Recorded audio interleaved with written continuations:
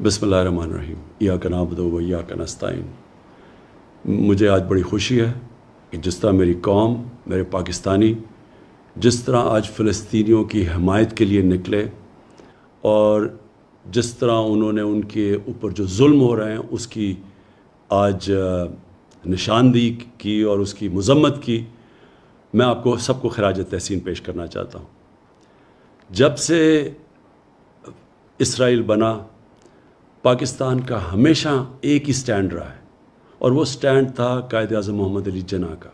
हमारे अजीम लीडर का, कि फ़लस्तीनियों से बहुत बड़ी नाइंसाफ़ी हुई है और हर फोरम के ऊपर पाकिस्तान ने फ़लस्तीनियों के साथ खड़े रहे। 27वीं रात को मैं मस्जिद नबी में था जब मुझे पता चला कि जो क़िबला अव्वल है मुसलमानों का, मस्जिद अल-अक़सा, उधर जब 27वीं की मुक़द्दस रात को लोग नमाज़ पढ़ रहे थे, जो इसराइल की पुलिस है उसने उनके ऊपर तशद्दुद किया। और साथ साथ फिर ये इसी चीज़ का भी इल्म हुआ कि जो फ़लस्तीनी फैमिलियाँ 70 साल से अपने घरों में रह रही थी, कई फैमिलीज़ को इसराइली सेटलर्स ने उनको घरों से निकाल दिया। इसकी वजह से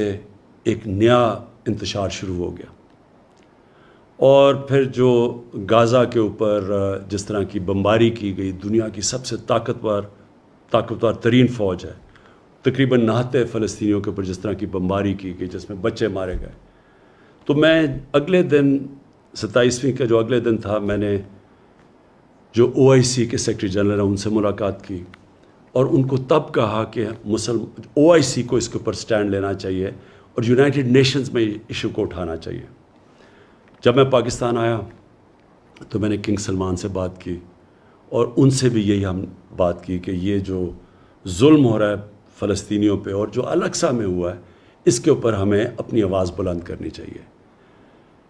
तुर्की के जो प्रेसिडेंट है तैयब अर्दोगान, उनकी मुझे कॉल आई, उन्होंने भी यही चीज़ कही। महातिर मोहम्मद की मैसेज आई, कॉल आई, उन्होंने भी यही चीज़ कही। और फिर मैंने बात की फ़लस्तीन के जो सदर हैं महमूद अब्बास,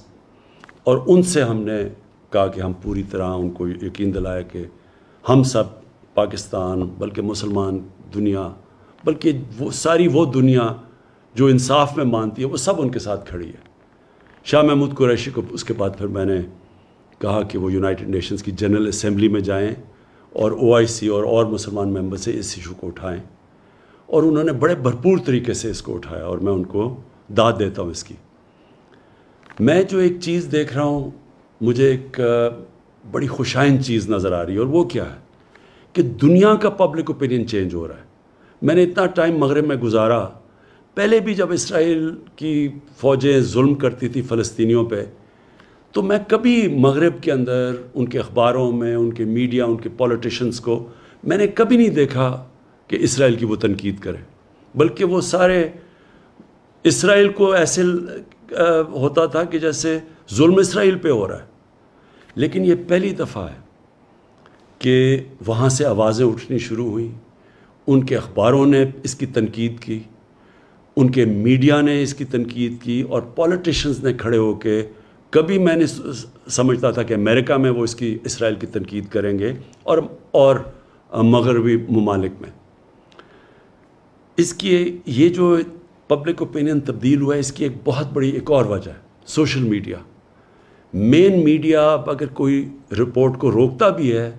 कोई सेंसर भी करता है, तो सोशल मीडिया पे एक ऐसी फोर्स आ गई है कि उससे अब कोई भी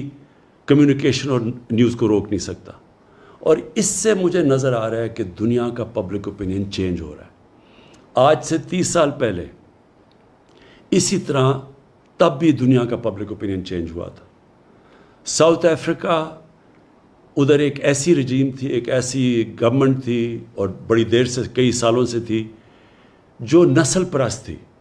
जो एशियंस और अफ्रीकन्स को बराबर के शहरी नहीं समझती थी, और इनके साथ बड़ी बड़ी दुनिया की ताकतें खड़ी हुई थी इस नस्ल परस्त रजीम के साथ। लेकिन जब दुनिया में पब्लिक ओपिनियन चेंज हुआ, तो यही जो ताकतवर कुव्वतें थीं, जो मुल्क थे, इन्होंने ही ज़ोर लगा के साउथ अफ्रीका के अंदर उनको रजीम के ऊपर, जो साउथ अफ्रीकन गवर्नमेंट के ऊपर انہوں نے ان کو مجبور کیا کہ وہ برابری کے حقوق دیں افریقنس کو اور ایشینز کو۔ اسی طرح کا میں ایک شروعات دیکھ رہا ہوں کہ انشاءاللہ دنیا کا جو پبلک اوپینین چینج ہو رہا ہے، میں یہی دیکھ رہا ہوں کہ اب ایک دنیا کا پبلک اوپینین اب زور لگائے گا، بڑے بڑے یہ جو ملک ہیں جو اب تک سپورٹ کرتے رہے ہیں اسرائیل کو، یہ پورا پریشر ڈالیں گے کہ فلسطینیوں کو بھی ان کے حقوق دیے جائیں۔ اور انشاءاللہ ایک دن آئے گا جب کہ فلسطین کے لوگوں کو اپنا ملک ملے گا، ایک منصفانہ سیٹلمنٹ ملے گی، وہ بھی برابر کے شہری رہ سکیں گے جو کہ فلسطینی اسرائیل میں رہتے ہیں، ایک برابر کے شہری بن کے رہ سکیں گے۔ اور ہم دعا کرتے ہیں کہ وہ دن جلدی آئے۔ پاکستان پائندہ باد۔